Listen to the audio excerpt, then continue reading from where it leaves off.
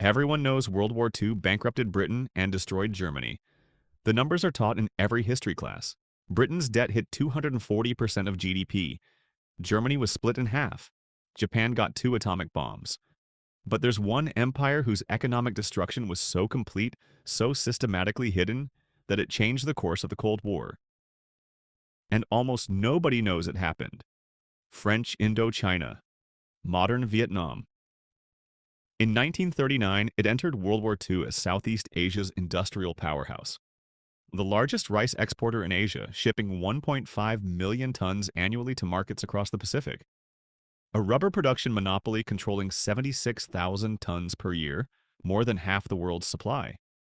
Industrial infrastructure that rivaled Japan's, a population of 23 million.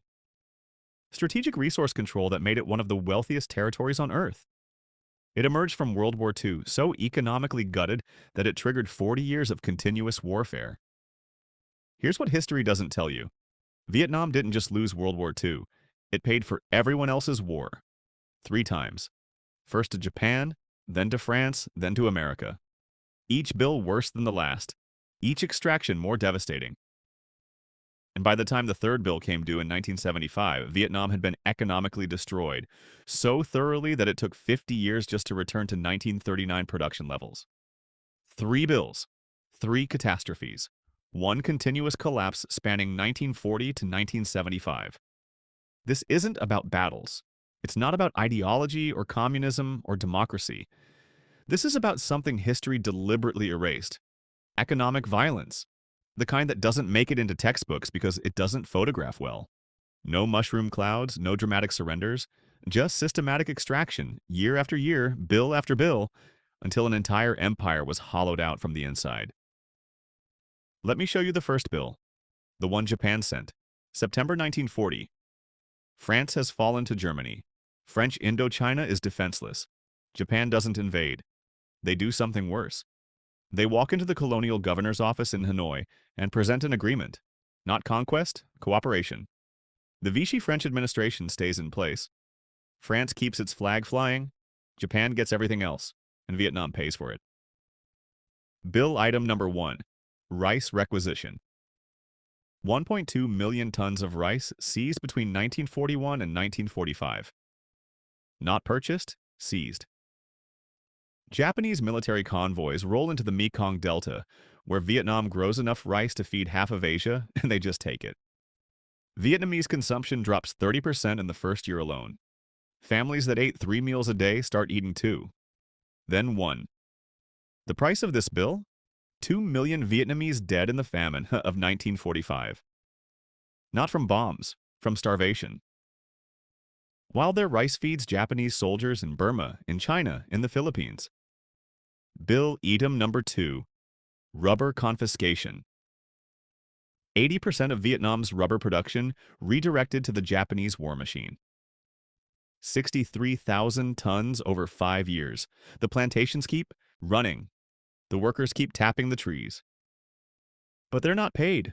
Or they're paid in worthless military script that Japanese occupation authorities print by the truckload. The rubber goes to tank treads, to aircraft tires, to military equipment across the Pacific Theater. The plantation workers get hunger. Bill item number 3. Infrastructure seizure. Japan doesn't just borrow Vietnam's ports and railways. They commandeer them. Haiphong Port becomes a Japanese naval base overnight. The railway system that connected Hanoi to Saigon to the agricultural heartland stops moving rice to Vietnamese cities and starts moving Japanese troops to the Chinese border. The entire transportation network of Indochina is diverted from commerce to military logistics. Vietnamese goods stop moving. Only Japanese material flows. And here's the part that should make your blood run cold. Bill item number 4. Currency destruction. Japan floods Indochina with military scrip, with occupation currency printed in Tokyo. The piastre, Vietnam's currency, loses 300% of its value between 1940 and 1945. Everyone's savings evaporate. The middle class that existed in Hanoi and Saigon, the merchants and the teachers and the small business owners, they watch their life savings become worthless paper in 4 years. An entire economic class wiped out not by bombs, but by printing presses. By 1945, Vietnamese industrial output has dropped 60%.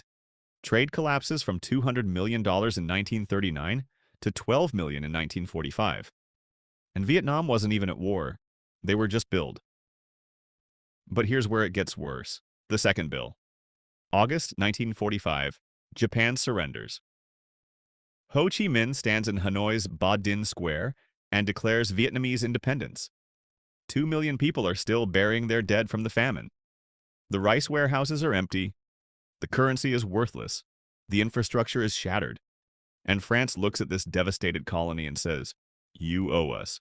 Not reparations for the damage Japan caused. Not aid to rebuild. A bill. For liberation." France emerges from World War II economically destroyed, its industrial base bombed, its treasury empty, its empire the only asset it has left. And Vietnam is the crown jewel they need to extract value from. So they send 40,000 troops to restore colonial control. And they send Vietnam the invoice. Bill item number 5, cost of recolonization. France demands Vietnam pay for French military operations to retake its own country. Infrastructure restoration fees for damage the Japanese caused. 40,000 French soldiers deployed to suppress Vietnamese independence, and Saigon gets billed for their salaries, their equipment, their operational costs. Between 1945 and 1954, France extracts $500 million through direct taxation. Vietnam pays France to reconquer Vietnam. Bill item number 6, monopoly restoration. The old colonial economic system snaps back into place like a trap. The salt tax returns.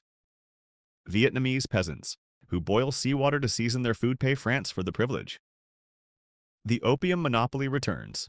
State-controlled opium dens in every major city, profits flowing to Paris. The alcohol monopoly returns. Every bottle of rice wine taxed. 60% of Vietnamese government revenue goes directly to France. Not to rebuild Vietnamese roads or schools or hospitals, to fund French colonial administration and French military operations against Vietnamese independence fighters. Bill item number 7, the plantation system. French rubber plantations restart using forced labor. The same plantations Japan exploited. The same workers who weren't paid under Japanese occupation still aren't paid under French restoration. They're given scrip, company money that can only be spent at company stores at inflated prices. The rubber flows to Michelin factories in France. The profits go to French shareholders. Vietnamese workers produce the rubber that funds the war against their own independence movement. Bill item number 8, resource extraction under war. This is the truly insane part.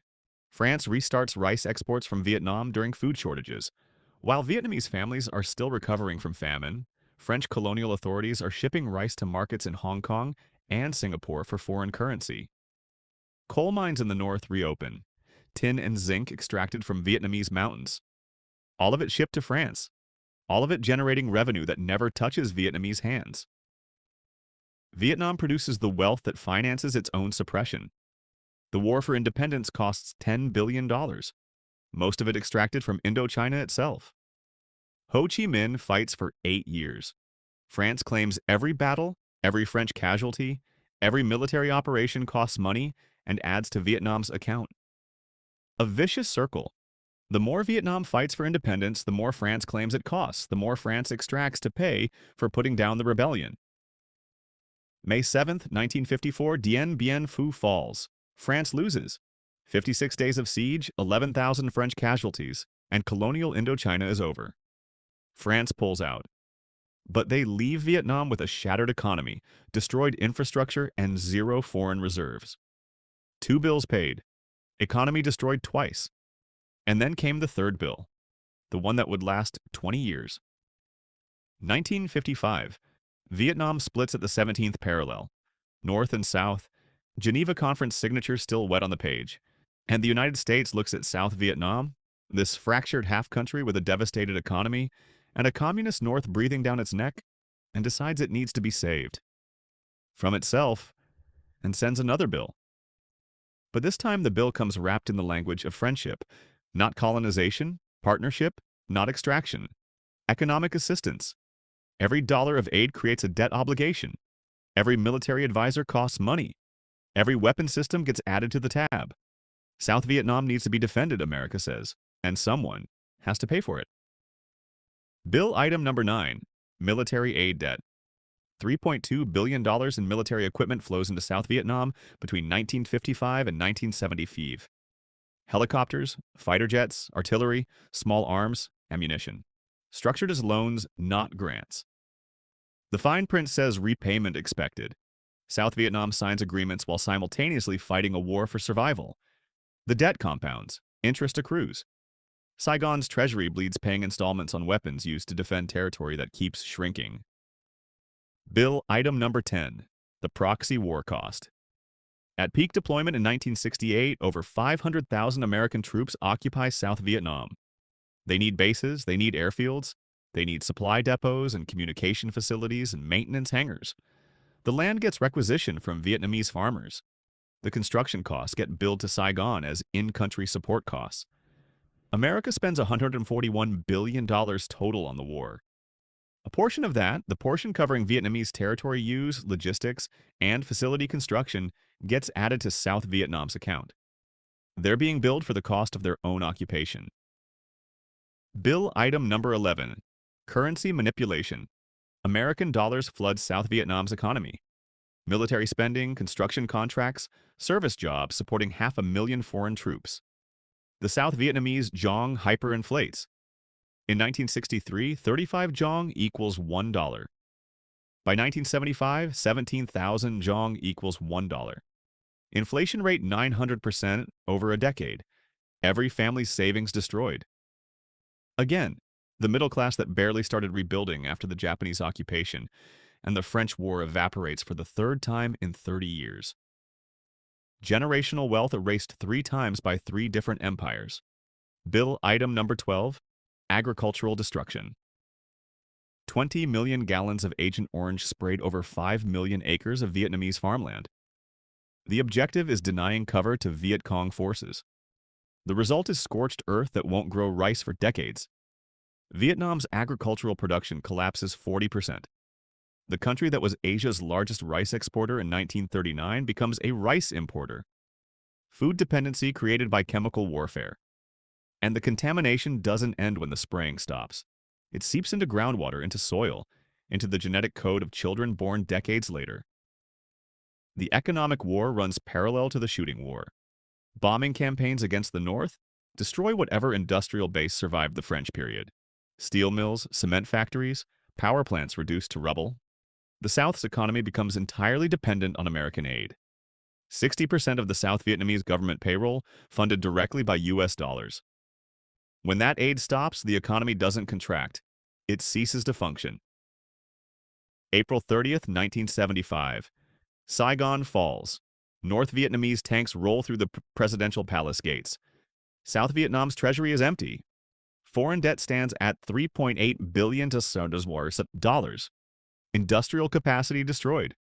Agricultural base contaminated with chemicals that will poison the land for 50 years. 3 bills. 35 years of continuous economic extraction and destruction. And here's what it cost. Let's add it up. Every bill, every extraction, every decade of economic destruction.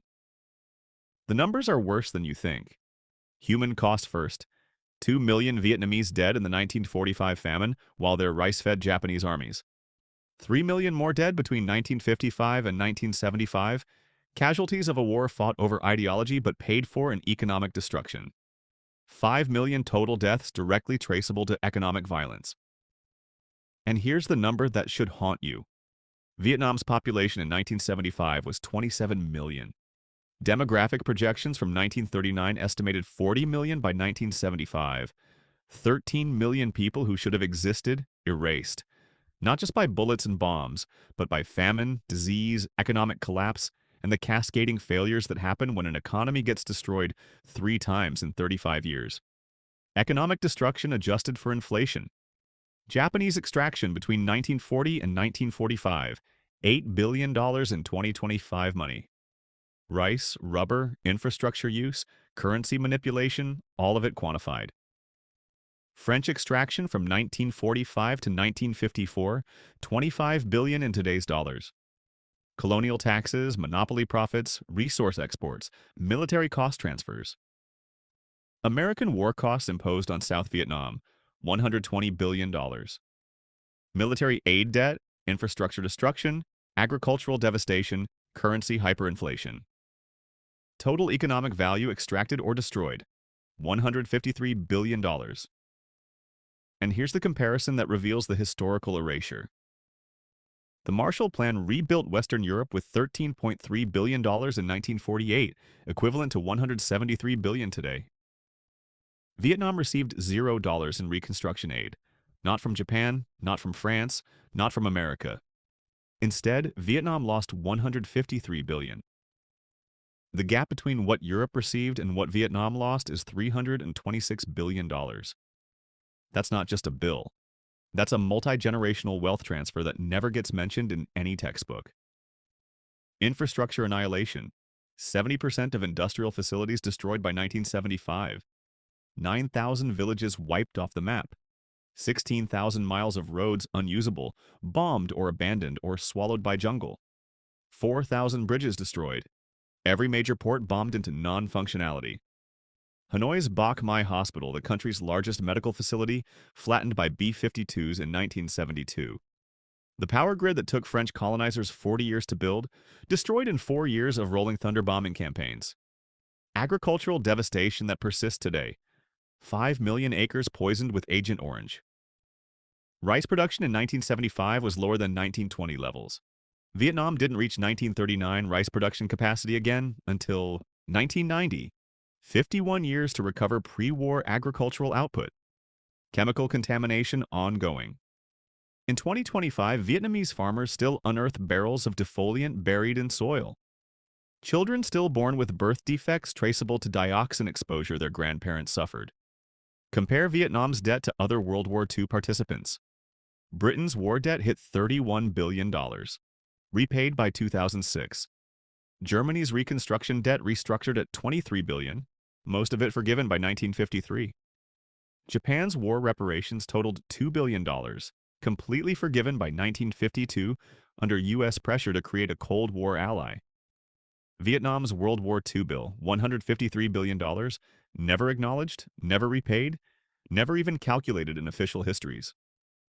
Vietnam paid for a war it didn't start, fought in wars it didn't choose, and never received a single dollar of reconstruction. 3 empires sent bills. Vietnam paid all 3. And history doesn't mention it. That's not economic policy. That's erasure.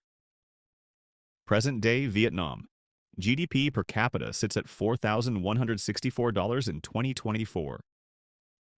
Compare that to other Asian nations that didn't spend 35 years paying World War II bills. South Korea, $33,590. Taiwan, $32,643. Singapore, $82,808. The gap isn't geography. It's not culture or work ethic or natural resources. The gap is the bill. That 20 times difference in wealth is what 3 decades of systematic extraction costs. It's measurable, it's quantifiable, and it's permanent.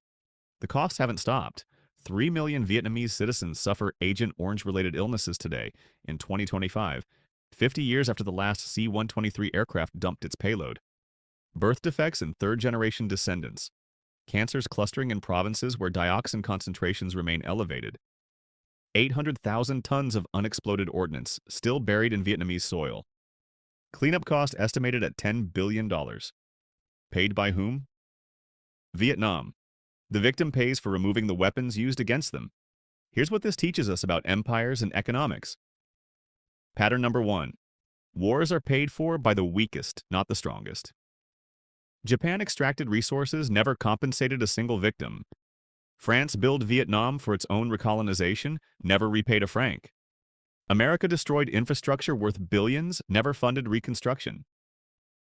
The pattern holds across all 3 empires. Extract, destroy, leave. Pattern number 2. Economic warfare outlasts military warfare by generations. The shooting stopped in 1975. Economic recovery is still ongoing in 2025. 50 years between armistice and economic normalization. The bombs are remembered, the bills are forgotten. Pattern number 3. History erases economic violence because it doesn't photograph dramatically. Everyone knows Hiroshima. The mushroom cloud is iconic. Nobody knows Vietnamese hyperinflation. Currency collapse doesn't make compelling footage. The pattern continues today. Ukraine will pay for reconstruction, while oligarchs profit from contracts. Afghanistan paid for 20 years of occupation through resource extraction and corruption. Iraq paid for its liberation with oil revenues and destroyed state assets. Different decade, same accounting. Vietnam entered World War II as Southeast Asia's industrial superpower. It emerged so economically destroyed that it took half a century to return to pre-war productivity. 3 countries sent bills.